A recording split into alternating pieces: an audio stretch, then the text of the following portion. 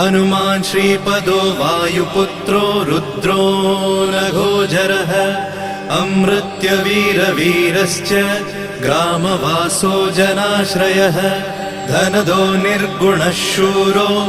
वीरो निधिपतिर्मुनिः पिङ्गाक्षो वरदो वाग्मी सीता शोकविनाशकः शिवः शर्वः व्यक्तो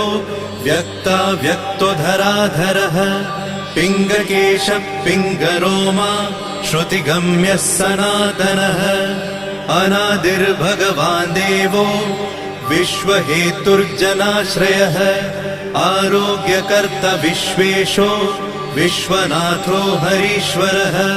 भर्गो रामो रामभक्तः कल्याणप्रकृतिस्थिरः विश्वम्भरो विश्वमूर्तिर्